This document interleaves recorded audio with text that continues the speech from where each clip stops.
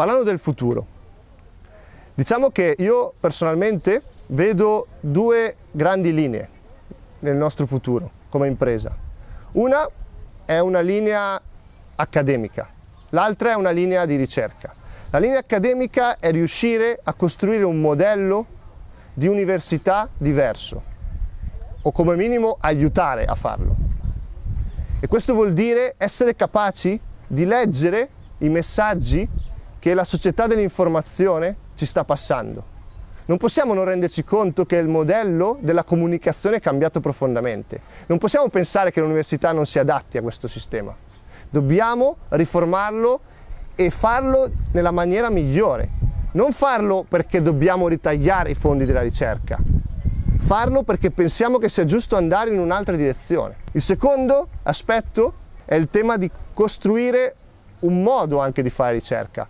Il sogno che io ho è quello che Siris si converta in una fondazione e che attraverso questa fondazione possa creare una sorta di laboratorio sperimentale per giovani ricercatori, dove giovani ricercatori con idee nuove si possano unire, possano produrre ricerca altamente innovativa e creativa e parte di questa ricerca possa convergere per cambiare la maniera di fare educazione e formazione.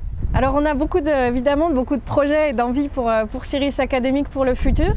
Il y en a un qui est de continuer à maintenir cet équilibre entre le travail de chercheur et le travail de consultant. C'est très important pour nous d'arriver à maintenir cet équilibre-là. C'est pas toujours facile. On est souvent, quand on a beaucoup de projets de conseil, on est happé par ça. C'est beaucoup de travail très intense, donc c'est difficile. Donc on a envie de maintenir ça. Et puis là, je parle plus personnellement mes projets dans Siris Académique. Il y en a, disons, deux types. Il y en a un qui est lié aux sciences humaines. En ce moment, les sciences humaines, c'est un champ en pleine révolution. Il y a beaucoup de choses à faire, et notamment au niveau des méthodes de travail, apprendre à travailler autrement, apprendre à tirer profit du fait qu'il existe des outils comme Google ou Wikipédia pour dire des choses évidentes. Donc on a besoin d'apprendre à travailler avec ça, et j'aimerais beaucoup pouvoir qu'avec Siris Académique, on puisse travailler de cette manière sur les sciences humaines. C'est la première chose. Puis une autre chose qui nous tient à cœur, c'est l'idée aussi d'inventer vraiment le rôle d'une université maintenant.